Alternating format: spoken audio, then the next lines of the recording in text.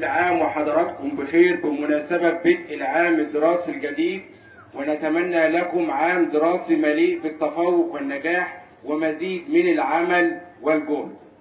النهارده يا جماعة هنتكلم عن موضوع هام في حياتنا وهنحتفل به يوم الخميس القادم بإذن الله، وهو حدث تاريخي عظيم، ليس مجرد حرب إنما نسميه ملحمة العبور أو يوم العزة أو يوم الكرامة. ليه بنسميه ملحمة العبور؟ نظرا لتكاتف الجيش والشرطة والمجتمع المدني في ذلك الحرب. الجيش كان خاص بحماية الجبهة الخارجية لمصر، دفاع ضد العدوان الإسرائيلي، وشرطتنا الباسلة كانت مسؤولة عن الدفاع عن الجبهة الداخلية في مصر في ذلك الوقت. والمجتمع المدني بكل فئاته كان بيساعد في الإسعافات في أثناء الحروب. تمام كده. نيجي بقى عن أسباب حرب أكتوبر. أول سبب استرداد شبه جزيرة سيناء. تمام كده. ورد كرامة الجندي المصري أثناء هزيمة عام 1967. هنبدأ حدثنا التاريخي بمقدمة له.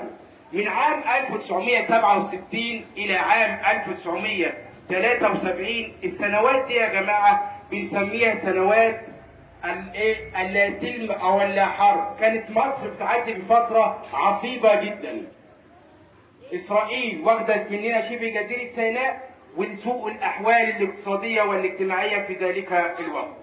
ومع إشراقة السادس من أكتوبر تمت حرب عام 1973. تمام كده. نيجي بقى، كانت مثالا للوحدة العربية. كانت العدو الإسرائيلي مسيطرا على هضبة الجولان في سوريا، وكان الرئيس آنذاك الرئيس حافظ الأسد في سوريا. تمكن رئيسنا محمد أنور السادات من التجهيزات لذلك الحرب. أول حاجة من أسباب النصر الإيمان بالله، العقيدة القتالية، التدريب المستمر. تمام كده.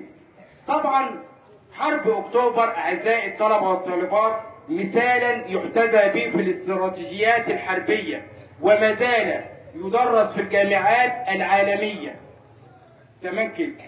يبقى أول سبب في احتفالنا بملحمة العبور ويوم النصر استرداد شبه جزيرة سيناء من اللي كان واخدها العدوان الإسرائيلي، وعملوا خط بارليف ظنا منهم أن استحالة عبور خط بارليف حتى لو بالقنبلة النووية، وكانوا متفاخرين بذلك. لكن عزيمة الجند المصري أعزائي الطلبة والطالبات أبت بذلك وعبرنا خط بارليف. دي حاجة. تاني حاجة التدريب المستمر. من عام بعد الهزيمة 1967 إلى عام 1973 لم يتوقف الجيش المصري من التدريب المستمر والاستعانة بالخبرات الدولية في التدريب والأسلحة. دي حاجة. تاني حاجة سبب مهم يا أولاد في انتصارنا في حرب أكتوبر، السرية التامة. حتى ظن الشعب المصري أن لا حرب، يعني ما كانش المعدي لا يعرفه الأحد. في عام 1973 السادس من أكتوبر أهم حاجة من سبب انتصارنا السرية التامة، كان القادة بس اللي يعرفوا بميعاد الحرب. تاني حاجة الاستراتيجيات الحربية. تمام كده. نيجي بقى على نتائج حرب أكتوبر. إيه اللي حصل بعد نتائج حرب أكتوبر بعد الانتصار العظيم ده؟ أول حاجة استرداد شبه جزيرة سيناء. استرداد شبه جزيرة سيناء. ربط كرامة الجند المصري، ودي أهم نقطة.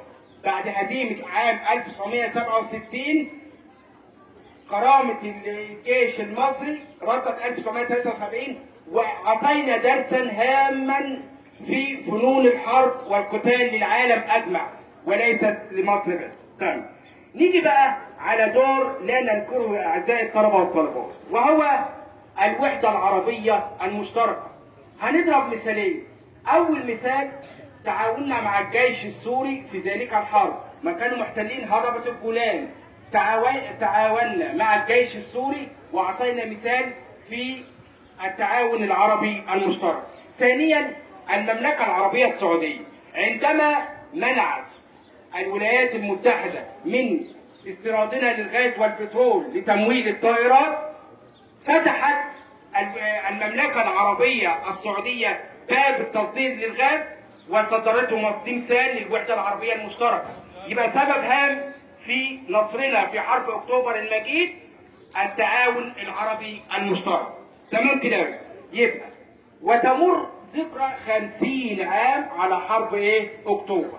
يجب أن تعتز عزيزي الطالب بهذا اليوم. يبقى احنا عرفنا أسباب حرب أكتوبر، تمام، النتائج حرب أكتوبر، قد إيه حرب أكتوبر ديت حدث عظيم لا يمر مرور الكرام. يبقى أنت بيوم الخميس أنت هتحتفل بالسادس من أكتوبر، عرفت أهو أهم سبب استرداد شبه جزيرة سيناء. أولا، مصر كانت يا أولاد ليست دولة معتدة أو لا تحب الحرب. لقد كان الرئيس أنور السادات ذاهبا إلى إسرائيل لعمل مفاوضات سلام قبل الحرب، لكن تعنت الجيش الإسرائيلي والعدوان الإسرائيلي قال كلمته الشهيرة: ما أخذ بالقوة لا يرد إلا بالقوة. هو ده يبقى سبب من أسبابنا الوحدة العربية المشتركة. يبقى في نهاية كلامي، يبقى احتفال حرب أكتوبر ليس احتفالا عاديا، إنما هو ملحمة العبور ويوم النصر ويوم العزة والكرامة. وشكرا لحضراتكم.